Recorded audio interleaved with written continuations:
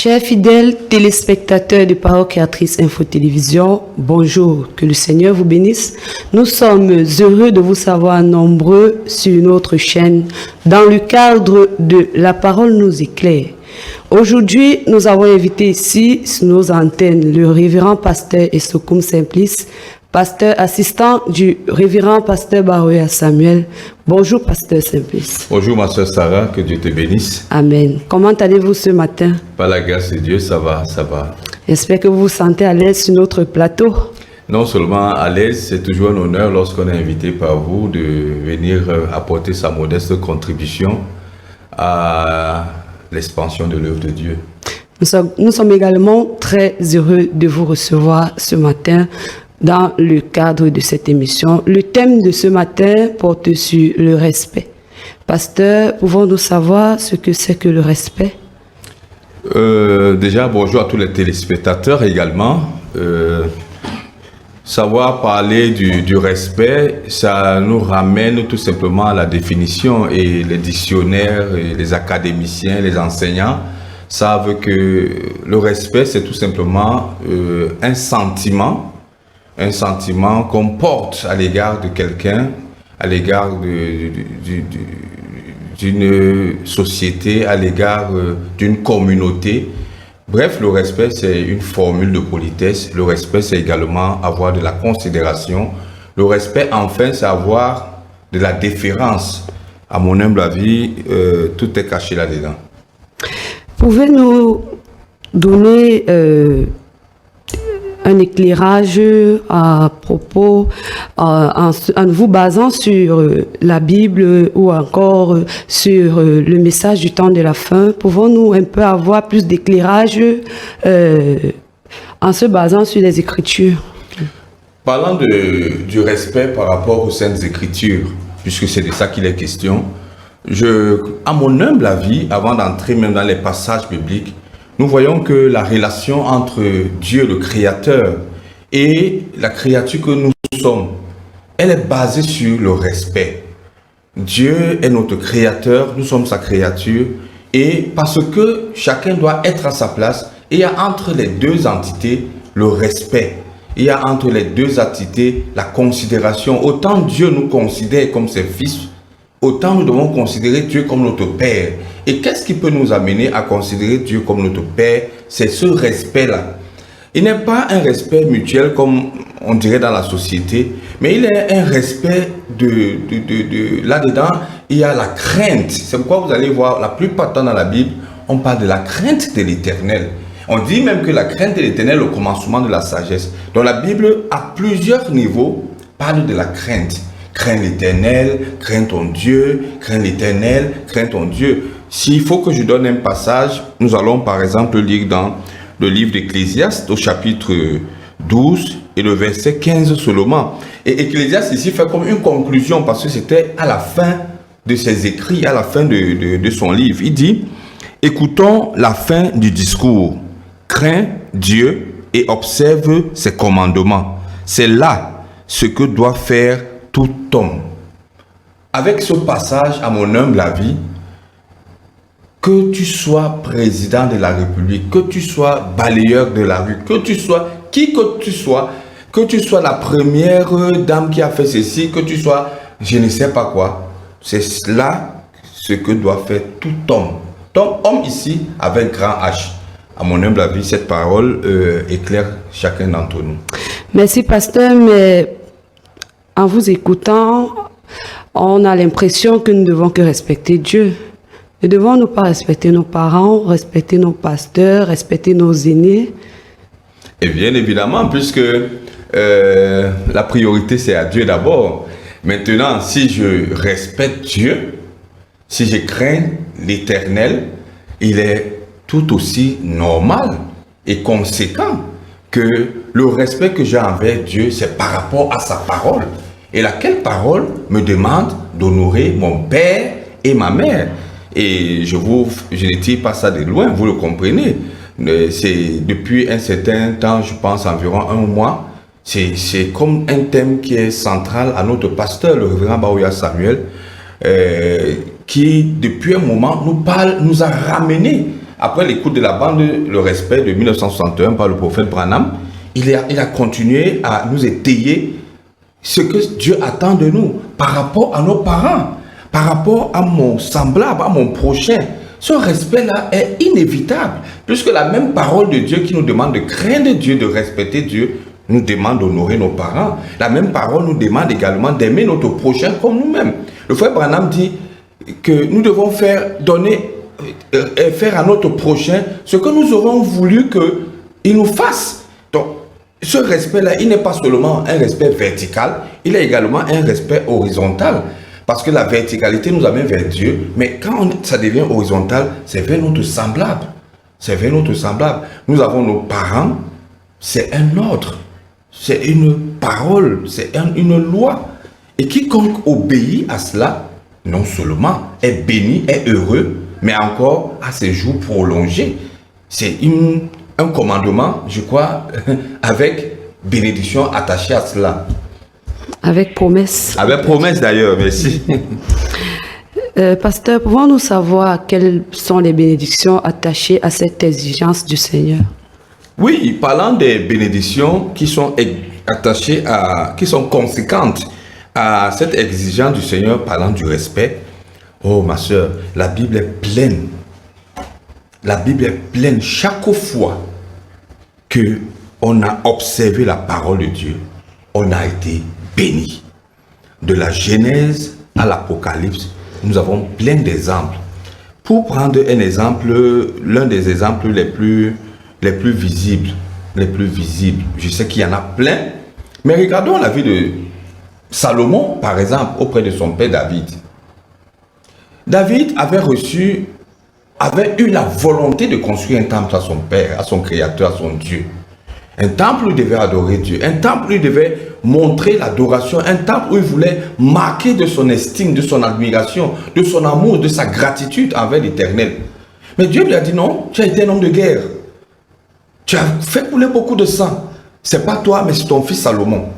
Et Salomon a tout simplement, je dis ça en français facile aujourd'hui, a pris les plans, a pris les instructions, a pris les éléments que son père avait déjà reçus, ok, et il les a mis en pratique. Et il a fait exactement ce qu'il devait faire. Et le temple a été bâti selon les prescriptions, selon les commandements, selon la pensée. Et le faire, ça veut dire que tu mets tes imaginations de côté, et ça, il faut le faire. Tu mets tes imaginations de côté, tu mets tes pensées de côté, tu mets ta chair et ton sang de côté, et tu te dis que cette œuvre, ce chef-d'œuvre ne m'appartient pas, il appartient à l'Éternel. Je le ferai selon le plan, selon la description de l'Éternel. Et Salomon a fait ce temple, il a fait bâtir ce temple, il a fait construire ce temple. Vous savez que le psaume 127 dit, si l'Éternel ne bâtit une maison, ceux qui la bâtissent travaillent en vain. Alors, Salomon a pris ce psaume et il l'a mis en pratique. Et lorsque Dieu a vu que son fils a véritablement construit le temple comme il devait le faire, la gloire de Dieu s'est manifestée. Dieu est descendu dans le temple. Et tout le monde a vu la Shekinah qui est venue, même pas comme pour, qui est venue valider, qui est venue confirmer, qui est venue authentifier que effectivement, voilà quelqu'un qui a fait une œuvre selon mon cœur. Et Dieu, chaque fois qu'on obéit à ses commandements, on est toujours béni. Merci, pasteur. À chaque fois qu'on parle de bénédiction, on parle également de malédiction. Ceux qui n'obéissent pas à ce concept, quelles sont les conséquences qu'ils en tirent?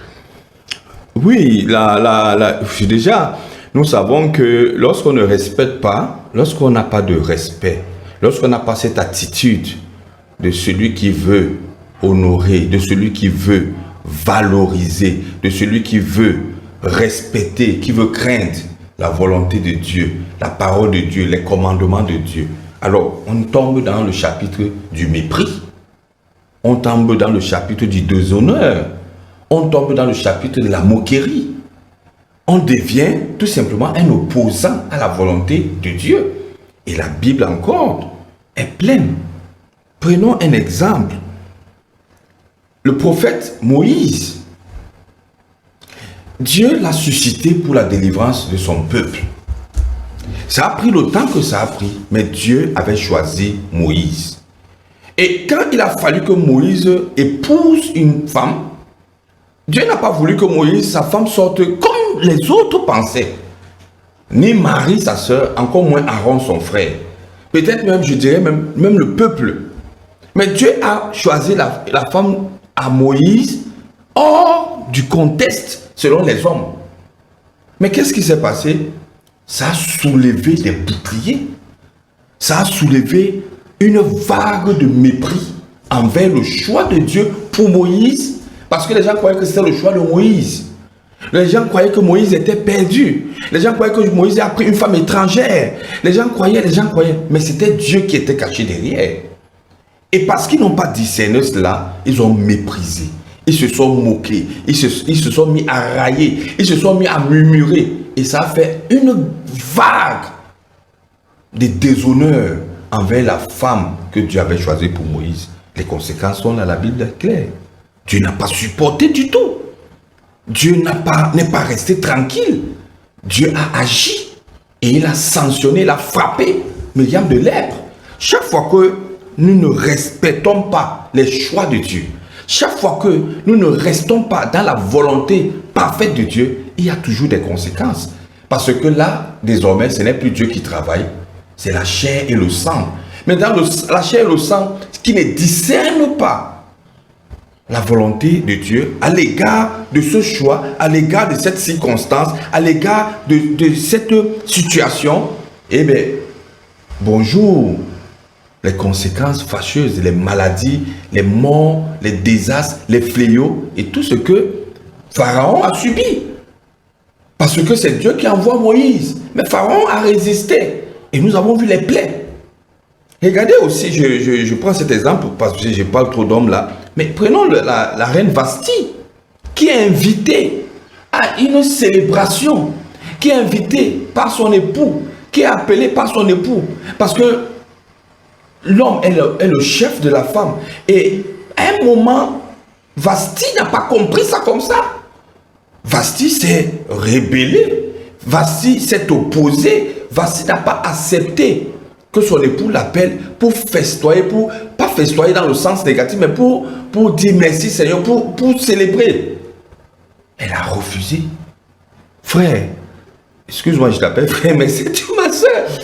Les hommes autour, les lieutenants du roi Assyrus, les chefs qui étaient... Non, ils ont dit cela ne peut pas se faire. Parce que si on ne sanctionne pas Vasti, on donnera libre cours à toutes les femmes, à toutes les épouses de se comporter comme la première dame l'a fait. Et nous savons que lorsque la Bible nous relate cette histoire, Vasti n'a plus jamais eu les honneurs d'être la reine. Elle a été remplacée. Est véritablement remplacée. Merci pasteur, vous nous avez assez éclairé par la Bible. Nous sommes au temps de la fin où le Seigneur a suscité un prophète, le prophète William Marion Branham. Pouvons-nous avoir quelques exemples tirés de ce message? Je m'en vais, permettez-moi de prendre quelques références, je prendrai une ou deux. Il y en a plein. Il y en a plein dans les jours de frère Branham, prophète que Dieu nous a envoyé. Les attitudes des uns et des autres, en fonction de ton attitude, en fonction de ton approche, tu recevais soit la bénédiction, soit la malédiction. C'est pour cela que la Bible le dit d'ailleurs, parlant des prophètes des oins de l'Éternel, de ne pas les toucher, de ne pas leur faire du mal, de ne pas oser murmurer contre le choix de Dieu. Je m'avais directement dans le message intitulé « Le respect du 15-10-1961 » où le prophète dit dans le paragraphe 71, je suis là dans la version Voice of God Recordings, il dit « Mais j'aimerais vous rappeler autre chose. Si Dieu a envoyé le messager et a confirmé par les signes qu'il était le messager envoyé par Dieu, alors il leur appartient d'obéir. » Parce que le respect, c'est aussi obéir. d'obéir à ce messager. Exactement. Ils doivent obéir au messager et avoir du respect pour ce messager. Voyez, Josué et Caleb, ils restèrent à son côté. Oui, monsieur. Quoi que Moïse fit, il le faisait aussi. Que Moïse eut raison ou pas, il restait néanmoins avec lui. Voyez-vous, parce qu'il savait que c'était le messager de Dieu. Je prends ce passage pour appuyer tout ce qu'on a dit par rapport à la Bible et pour donner des exemples. Des exemples dans la vie du prophète, des exemples même dans les contemporains qui ont été avec lui.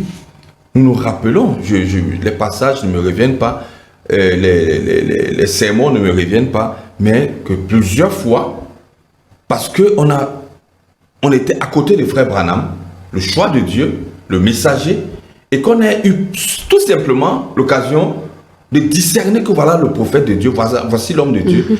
Il y a des frères, frère Branham en parle, quelqu'un qui l'a salué en enlevant son chapeau, en ôtant son chapeau de sa tête. Frère Branham dit, il vient de recevoir la vie éternelle. Il y a dans la vie de frère Branham, et beaucoup en parlent, une fois où quelqu'un a pris son chapeau parce que frère Branham ne voulait plus partir à la chasse. Quelqu'un a pris son chapeau et il a jeté le chapeau de frère Branham. Ça a suscité toute une amertume. Et je crois, sauf si je me trompe, ce chapeau-là, frère Branham l'a brûlé. Ça a été brûlé. Et il s'est séparé de ce chapeau. Pourquoi? Parce que on a manqué de respecter ce qui appartenait à l'homme de Dieu. Il y a beaucoup de témoignages. Lorsque Hattie Wright, regardez l'attitude de Hattie Wright vis-à-vis du prophète. Regardez comment Hattie Wright reçoit le prophète. Elle était en pleine attente. Elle attendait. Elle a passé une nuit de prière. Et voilà que Dieu exauce sa prière en lui envoyant l'homme de Dieu. Elle le reçoit. Patson.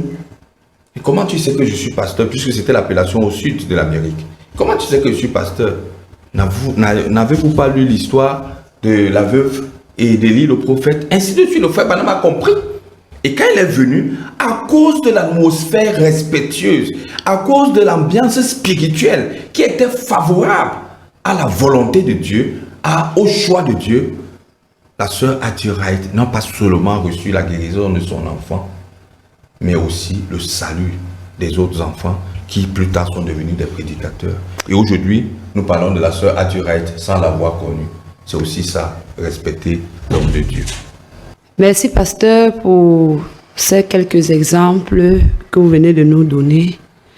Il est préférable pour nous de respecter nos aînés, respecter nos parents, respecter les hommes de Dieu. Parce que, en le faisant, on a vu que plusieurs ont tiré des grandes bénédictions.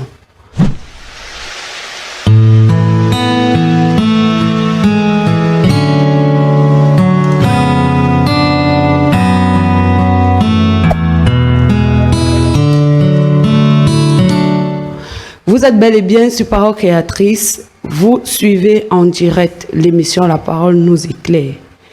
Il était question d'éclairer le thème le respect à la lumière de la Bible et du message du temps de la fin. Pasteur, qu'en pensez-vous? Dans nos églises aujourd'hui, les chrétiens prennent encore en considération cette exigence du Seigneur qui n'est nulle autre que le respect. Oui, je pense que quelqu'un a sorti un livre, c'est un grand footballeur camerounais. Il a dit vu de ma cage. Humblement, je dirais que c'est une notion qui devrait nous accompagner. Cette notion du respect ne devrait pas seulement être une notion. Elle ne devrait pas être un module d'enseignement. Elle devrait plutôt être désormais un mode de vie. Parce que ce respect-là, nous le devons autant que nous sommes vivants sur cette terre. Une fois qu'on a oublié de respecter, nous avons nous-mêmes ouvert les portes à tous les fléaux dans nos propres vies. Les conséquences sont fâcheuses, nous l'avons dit tout à l'heure. On dirait que c'est la base de la bénédiction. Alors. Effectivement, le respect, c'est tout simplement le fondement. Quiconque respecte au départ est béni. La suite est tout à fait cohérente. Les fruits sont là. Merci, pasteur. En conclusion, que peut-on retenir? Nous pouvons retenir que la vie sur cette terre n'émane pas de toi et de moi, toi qui m'écoutes. La vie sur cette terre a ses lois. Et l'une des lois les plus essentielles, c'est le respect. C'est pourquoi je remercie Parole Créatrice Info qui revient sur ce thème. Nous ne pouvons pas l'exploiter totalement parce que le temps nous manquerait. Mais pour dire que nous devons, nous, les aînés, apprendre le respect à nos cadets en leur montrant des exemples, nous-mêmes étant des modèles. Mais nous devons tous ensemble craindre et respecter Dieu. Quand nous allons respecter Dieu au fond de nous-mêmes, non pas des fabrications de respect, parce qu'il y en a qui font des fabrications, il y en a qui font des samalek, mais qui au fond ne sont pas vrais. C'est ça aussi l'hypocrisie. Mais quand nous respectons Dieu, effectivement, le Seigneur nous bénit. Quand nous n'arrivons pas à respecter Dieu, quand nous n'avons pas cette notion en nous, allons devant le Seigneur et disons-lui, Seigneur, nous voulons te respecter, nous voulons craindre l'Éternel, nous voulons vivre selon tes commandements. Ce n'est pas de la faiblesse, au contraire, ça aussi c'est la sagesse. Merci pasteur. Merci également à vous, chers téléspectateurs, pour votre fidélité. Merci pasteur d'avoir répondu présent à notre invitation. Merci. Nous espérons que nous allons vous recevoir très prochainement sur notre plateau. Portons sur la grâce de Dieu. Amen. C'est ici que s'achève cette édition de La Parole nous éclaire. Merci d'avoir écouté et nous vous prions de rester scotchés à nos antennes. Dieu vous bénisse.